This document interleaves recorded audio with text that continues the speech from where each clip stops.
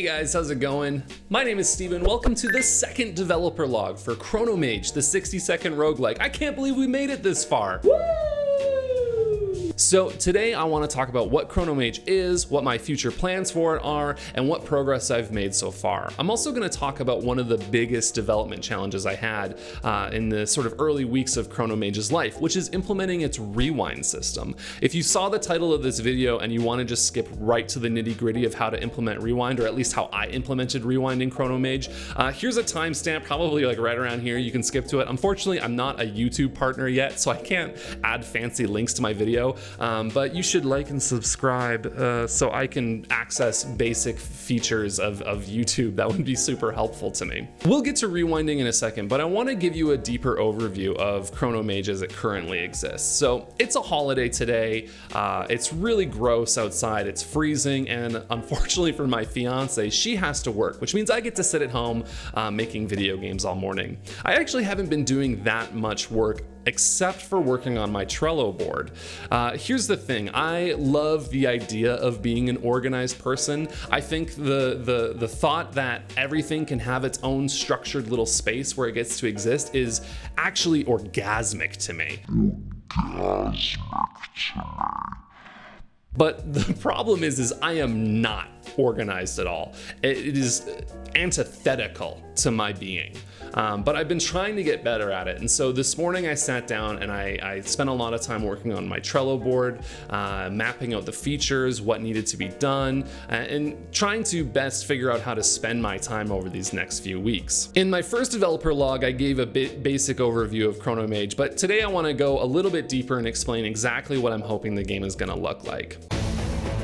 Welcome to ChronoMage, the ultimate action roguelike. You can move, you can dodge, you can kill stuff, but not really because the system's not fully implemented. You can put items in your inventory, except not really again because I programmed it really poorly and now have to start over. And you can do special abilities. Like I said yesterday, the general gist of ChronoMage is that it is a roguelike that you only have 60 seconds to beat. But the fun twist is that the items that you pick up in the game, instead of being sort of boring stat boosts like, oh, a sword that gives you +2 to strength or something, all of the items you get in the game unlock a special time manipulating ability that will help you on your run. The idea is, as you continue to play, you're going to unlock maybe 2, 3, 4 of these items, and then their synergies will start making you really powerful. Not too powerful, because like any roguelike, ChronoMage should be really challenging, but it should be really fun playing with these different abilities. To give you an example of what I'm talking about here, I mean, rewind I mentioned is obviously a basic one. The first developer vlog, I showed off my super hot ability, which is that when you stop moving, time goes to a crawl. I have so many other ideas though. One of the abilities I'm working on is that you take twice as much damage, but when you hit an enemy, you gain back a small amount of time. Another ability that I want to implement is one where your time and your health are actually combined into one unified resource, so you have both more time and more health. The downside to that trade-off though is every time you take damage, you're losing technically both health and time, and as you continue your run, your health and your time are all going to be ticking down. So in the beginning of a run, an ability like that might be super useful because it gives you both more health and more time, but near the end of the run, it might be really stressful. That's sort of the key theme that I want with ChronoMage. I want it to be a roguelike that is really fun and frantic, but also kind of stressful. You're working against this timer, it's constantly ticking down, you're fighting these overwhelming odds, and you're using these really powerful abilities. But it's going to be really challenging, I think, to find that balance. So what I'm looking at doing right now is implementing basic combat, movement, and then looking at getting these items working. I hopefully for the prototype want to have maybe 7 items that you can find sort of from a random pool, in addition to having about 4 enemies that you're fighting, each with, you know, very different abilities and very different ways that you have to beat them, and then hopefully the randomly generated dungeon. I want to do just 1 floor. Hopefully for the full game, I'm thinking maybe there would be 3 or 4.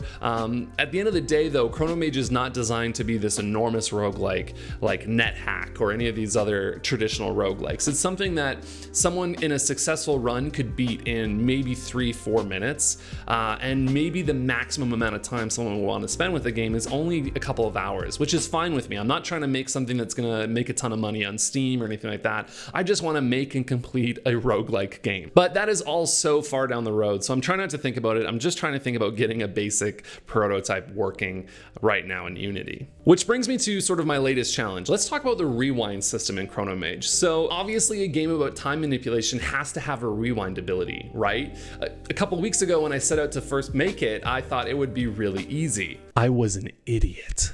If you had asked me 6 months ago what it takes to implement rewind in Unity, I would have been like, well, that's simple. You just have to set time.timescale to -1.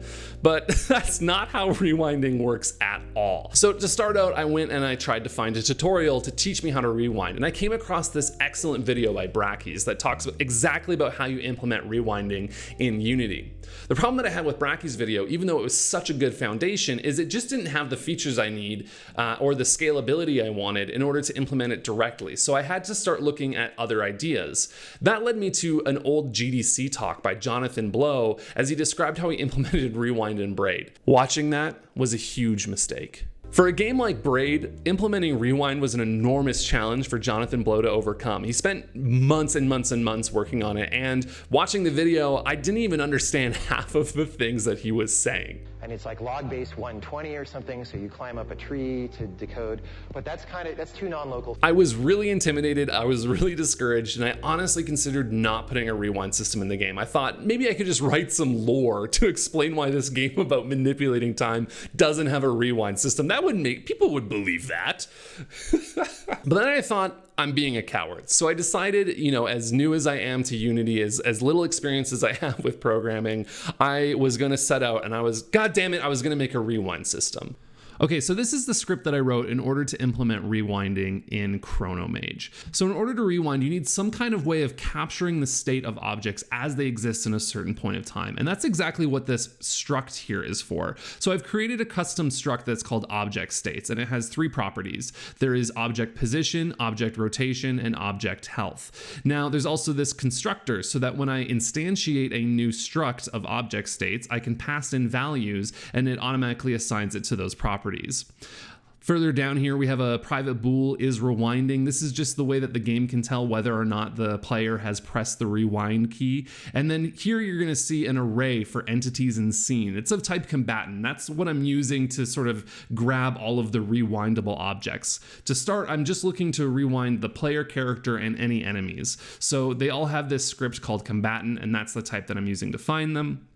And then there's this stack of game states stack. I'll explain that in a second. So I'm doing a few things in the start function. The most important of them, though, is that I am finding all objects of type combatant and storing them in this array. Now, I'm going to point out that there's some flaws with my methodology right now. Because this is happening in the start function, let's say I kill an enemy and then try and rewind them later in the scene. The problem is that entities in scene is going to contain a reference to an enemy that is no longer existing, and that's going to return errors. The other thing is, let's say I instantiated new enemies in the scene. I can spawn more enemies at some point. They're not going to be stored in this. So I'm not exactly sure the best way of doing this. I think putting this in the update function would be way too resource intensive, but until I find a better way to doing it, this is how I'm doing it. Moving on to the update function, what I'm doing here is just a simple check to see if the player is pushing down a button. So if they're pushing down fire 3, is rewinding equals true. If they're not pushing down, or if they stop pushing down fire 3, is rewinding equals false.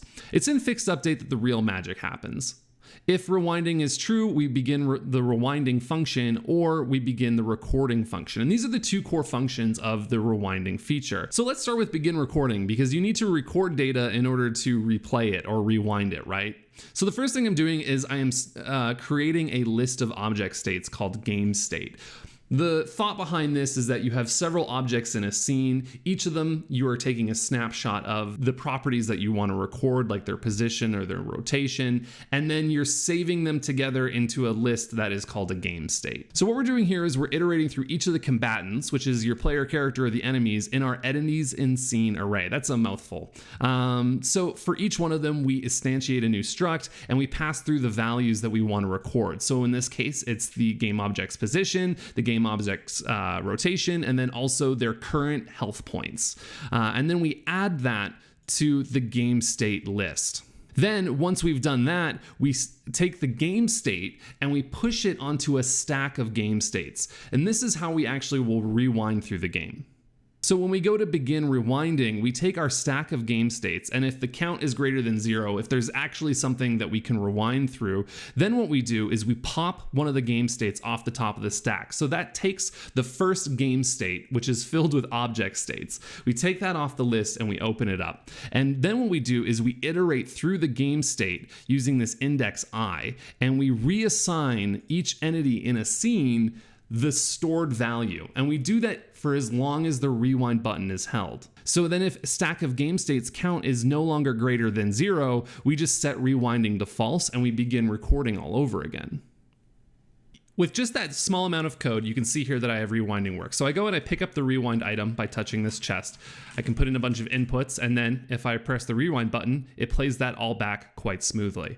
If I go up to some of these enemies and have them chase me, let's say, and then I press the rewind button, you can see that they play back their movements perfectly. So that's the beginning of Rewind. It's very basic at this point. There's a lot of broken shit in it that needs to be fixed, but hey, I have rewinding in my game. So hopefully that made some amount of sense. I mean, if you're a much more experienced programmer, I would love for you to jump in the comments and give me some ideas on how I can improve this. I mean, as I already pointed out, there's some obvious flaws in the way that I'm storing an array of entities in scene, but it's start at the beginning, at the start function, and it's not continually updated. So if entities are removed from that array, that creates all sorts of problems. There's also improvements that I need to make. There's currently no upper limit on how far back you can rewind. You can basically rewind from the beginning, which is no fun. I definitely want to implement some sort of cooldown where you can only rewind a few seconds and you can't just use it unlimited, but it's a start. And the funny thing is that, you know, that was maybe 60 lines of code, and it was so intimidating to begin with, but I think that's sort of the lesson that I learned this week, which is that lots of times the challenges that might seem so daunting aren't really that bad if you just start digging into them. I was so scared of implementing Rewind, and now that it's there and it's working kind of, it feels really good. So that's gonna do it for today's video. Again, thank you so much for taking the time to watch this whole thing. If you haven't already, I would so appreciate it if you subscribe to this channel, rang that little bell, left me a comment, you know, give me some feedback, even if it's bad. I wanna hear from you, I wanna improve, I wanna get better at this, but you guys have been so amazing so far. The initial reception I got from my first video was so overwhelming, it like made my weekend, so thank you for that. Check back in next week when I have a new developer log on the progress I've made. I'm gonna be working on the combat system this week, so hopefully I'll have some exciting things to share by then. But thank you so much for your time. Now, if you'll excuse me, I need to go walk my dog in the freezing cold weather. Oh god, what a nightmare this is gonna be.